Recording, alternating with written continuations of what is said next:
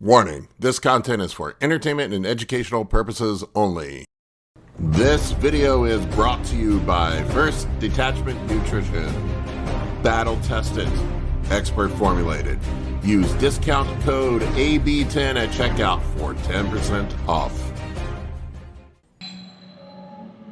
All right, folks, Big Paul here today at the Shop Gym in Ashburn, Virginia. We're going to get some back training in, biceps, do a little bit of posing afterwards. I am, about 4.5 weeks out from Masters Nationals now.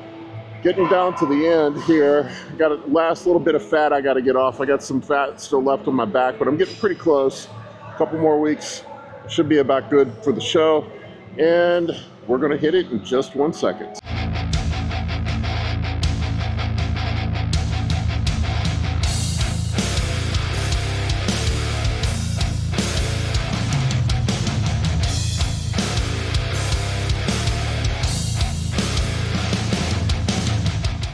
So we're going to start off with some one-arm pull-downs to get warmed up. Usually I'll do a couple sets by themselves, just single arm, and then I'll do a double arm pull-down. I used to think these were bullshit because I saw everybody doing them, like all the gym bros doing them. Nobody, when I was younger, did this kind of stuff. And I added them into my routine just sort of as a warm-up to get a mind-muscle connection going with the body part that I'm working on. And I actually kind of like them. I have a hard time activating my lats, and my back was a weak body part in the last show, so I've really been working hard to try to bring up my back. It still could be better, but I feel like I have brought it up. Getting a better connection with the back has been one of my priorities. I think my form before was kind of shitty, so I pulled the weights back a bit, got my form better. My shoulder's still a little messed up from my dog incident where my dog yanked my shoulder out of socket. But it's feeling, about 80%. So these are a little weird on my shoulders. I keep the weights really light, but I use these grips. If you notice, I used to use Verse grips. I don't use them anymore. I used to use straps, but I don't know. I don't do them anymore. It's good for keeping your forearms, getting forearm development. Like people ask me what I do for forearm development. It's really nothing. So I kind of just start off, let me get a little bit lighter of a weight here. We'll start off with the 50 pounds. Not much. I don't really care about the weight. I'm just trying to get my lats activated. This is the bad shoulder. We'll start with this one. I'm going to try to just pull back. My rear double bicep was the weak pose in my last show. I was told that was my weakest pose. So I kind of get in that movement pattern where I would be contracting for a real double bicep pose. Try to work on activating my back from that angle, so this helps with that. I'll just do like 10 or 12 to start off with, and then I switch sides here. If I can get this, somebody have this screwed up. There we go. That's the other side though, is a little wonky still. My shoulder hurts over there, so I have to be careful. I'll make sure I get it good and warmed up. But I'll do a couple sets of these before I move on, and then I'll just do some regular front pull downs to the front once we get going.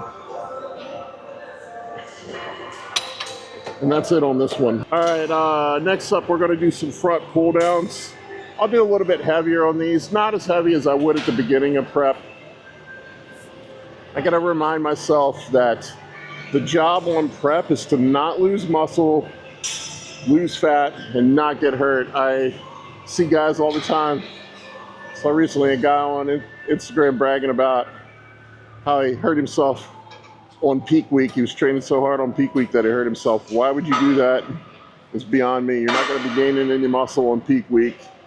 So, I'm not saying that you should train like a complete wimp, but you need to be smart with your training. So I kind of dial it back a little bit towards the end of prep as you get drier, just to keep things safe.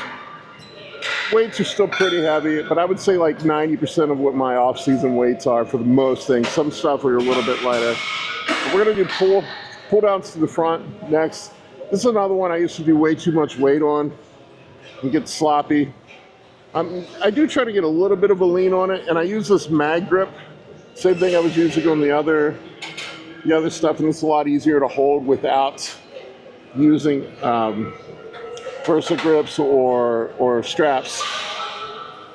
On this one, I just try to pull with my elbows. I always have a problem getting my right lat to activate for whatever reason.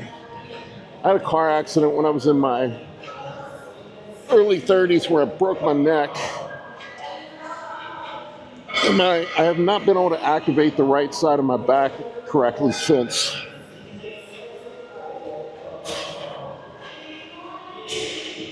But to kind of see how I do my form on that one, we'll do probably 3 or 4 sets of these, something like that. Next up, we got seated cable rows. I don't do these a ton. I've been doing them some lately.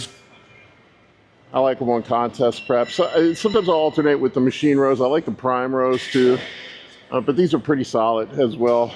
I used to do these a lot when I was younger. I like them because if I get a good lean in them, I can get my erectors into it just a little bit too. And I like using, once again, the mag grip, a wider grip. You think about it like with the narrow grip. I don't know why people like the narrow grip. It's a really poor angle for getting a good contraction in your back. So if you think about it, when you're rowing like this. For you jiu-jitsu guys, pulling a collar choke, right? Please don't. Pulling a collar choke. I'll probably run with like 160 pounds on these. I remember I used to muscle the whole stack on this sometimes, and in the off season I can, but I'm not fucking with it right now on contest prep. You'll kind of see how I do these, but I pull low with my elbows, get a good stretch. Let my scapula pull apart.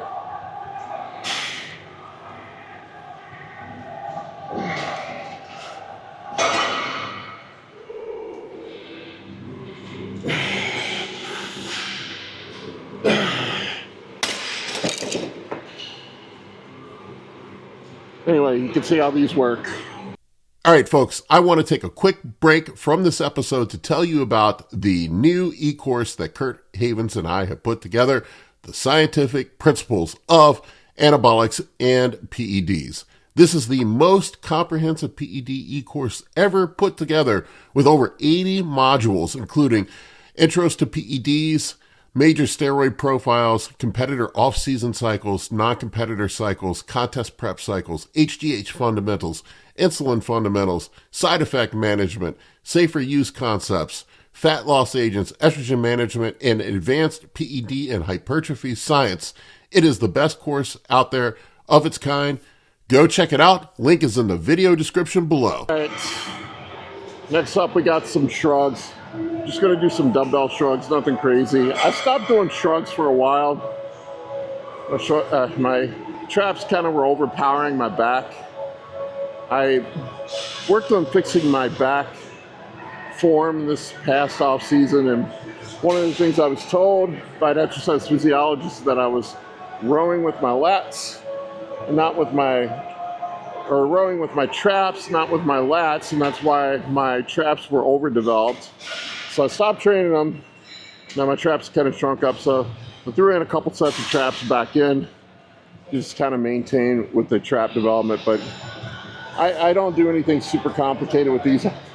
Keep these relatively light.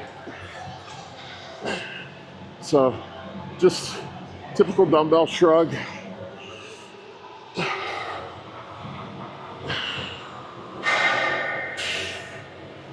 You can see I try to pull my shoulders up and back when I do these.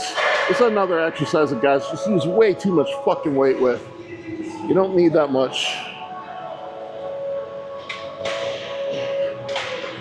And that's it. Dumbbell shrugs. I'm coming out of a high day, and you can see it a little bit. I'm a little more watery than what I was, last Thursday before my high day. I tend to be a little watery after the high day. It is what it is, and then pull the water off the day or two afterwards. Probably tomorrow or Wednesday, middle of the week, like halfway between the low and the high day, I usually start to look better, like the water falls up, but then it gets flat. So you're kind of in that in-between spot. At the end of the show, on peak week, there's some things we can do to manipulate water to keep the dryness in there. But right now, a little watery tonight, but I'm gonna hit my, this is my go-to for bicep exercises. I love this old school hammer strength preacher curl. And what I love about this thing is you get tension on the muscle through the full range of motion. This is my favorite bicep exercise in the whole gym.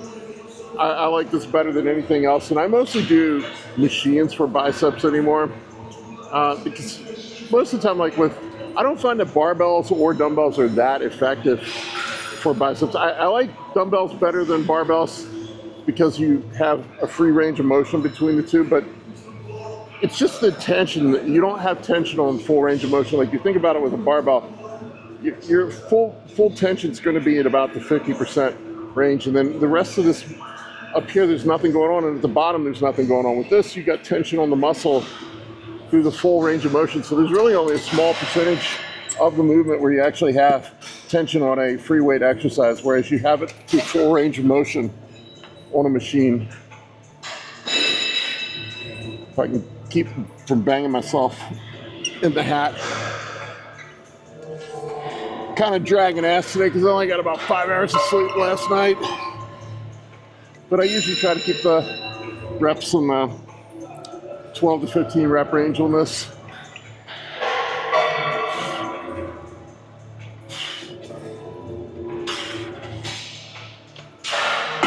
And that's it.